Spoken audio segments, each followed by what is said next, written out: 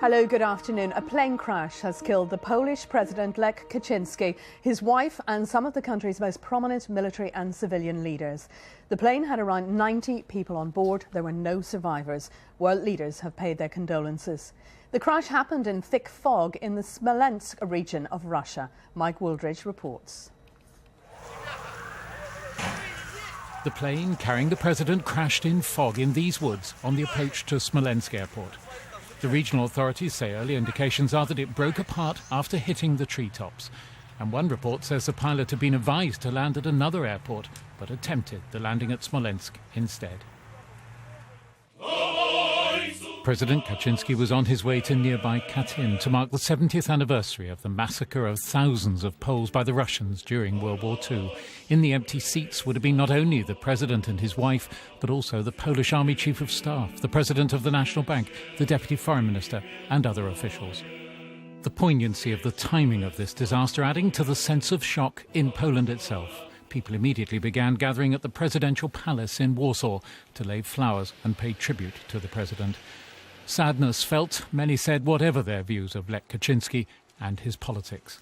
He became president in 2005, a conservative whose platform was a strong state and social justice, and who said Poles needed a president who would stand up for their interests. For 2 years, Poland had two Kaczynskis holding the reins of power. His twin brother Jarosław was prime minister. Presidential elections are being brought forward following the crash, the Speaker of the lower house of parliament caretaker until then. The Russian Prime Minister Vladimir Putin is heading an investigation commission into the tragedy. Mike Wooldridge, BBC News. The Conservatives are promising a tax break worth £150 a year to some couples who are in married or civil partnerships. Labour said other families would lose out as a result of the plan, and the Liberal Democrats have called it patronising. Our political correspondent Vicky Young is at Westminster this morning. Vicky. Well, David Cameron has talked for years about recognising marriage in the tax system, and finally we do have the details. I think it is a sign of the difficult financial times that the Tories don't really have much to spend on all of this. It certainly will not apply to every married couple. Those that do qualify for it, well, they'll be just £3 a week better off. The champagne corks might not be popping at the idea of an extra £150 a year, but the Conservatives say this is a signal that they value marriage as an important institution. It's also about correcting what they see as an injustice in the tax system.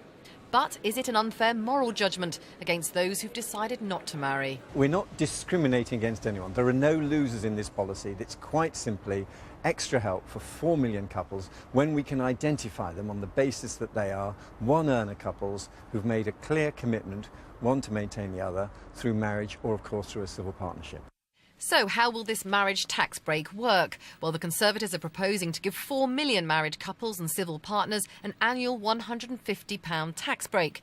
It would apply to workers earning under £44,000, where one partner doesn't use their full personal tax allowance. And it would cost £550 million a year, funded by money raised from the party's planned levy on banks. Hello, how are you doing? As Gordon Brown and his wife campaigned in Fife today, Labour hit out at the policy. What this is about giving a little with one hand and taking away a lot with another. Child tax credits for middle-class families are to be cut. The child trust funds are to be cut. Sure Start children's centres for our children are to be cut. The schools' budgets are to be cut. Now that is taking money from families with children. And the Liberal Democrats called the tax break pointless. Well, I just find it impossible to believe that anybody would seriously contemplate getting married or indeed staying together with a married partner for £3 a week. I mean, we're talking here about the cost of a cup of cappuccino or a pint of beer. I mean, this is so utterly derisory, it's insulting. The Tories insist their policy will ease the tax burden on low-earning married couples where only one partner is working. They also know they're entering a controversial area of social policy. Now, many people will feel this isn't particularly generous, but David Cameron has said today that this is a first step and he would like to go further. I think there is a problem for the Conservatives here. They have talked a lot about the huge deficit this country has and how that has to be paid down pretty quickly. And yet, just a few days into this election campaign, we've heard about tax cuts. We haven't heard that much about the age of austerity. Vicky, thank you. It's emerged that a Catholic priest who had sexually assaulted children was allowed to stay in a West London monastery and went on to abuse again before he was sent to jail. The leader of the Roman Catholic Church in England and Wales, Archbishop Vincent Nichols, has rejected claims that he knew details of the abuse carried out by Father David Pearce, even though he chaired the child protection body set up by the church. Well, the biggest event on Britain's horse racing calendar, the Grand National, is getting ready for the off. Big Fella Thanks is expected to start as favourite at Aintree this afternoon.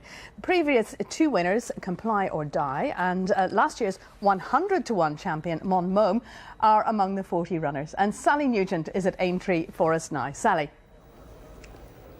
Maxine, it is a glorious day here at Aintree. The crowd seem to have been lifted by the sunshine. Always a very special atmosphere on Grand National Day, but perhaps even more so this year because this afternoon's big race really is wide open. You mentioned Big Fella Thanks, ridden by Ruby Walsh, who is a big favourite with the crowds here today. So lots of money going that way, but look out for his big rival, Tony McCoy, one of the best jockeys we have ever known. He's never won the Grand National. This year will be his 15th attempt to do so. Also, Nina Carberry riding Character Building. She is quite simply the best female jockey in a generation. If she were to win here today, that really would make Grand National history. Maxine. Sally, thank you very much indeed. Well, two English golfers top the Masters leaderboard at the halfway stage of the major. Ian Poulter and Lee Westwood are both 8 under par going into today's third round in Augusta. They lead a chasing pack which includes Tiger Woods by 2 shots. That's it for me for the moment. Plenty more from the newsroom at 5 o'clock on BBC One. Now, though, it's time to join our news teams where you are. Bye-bye.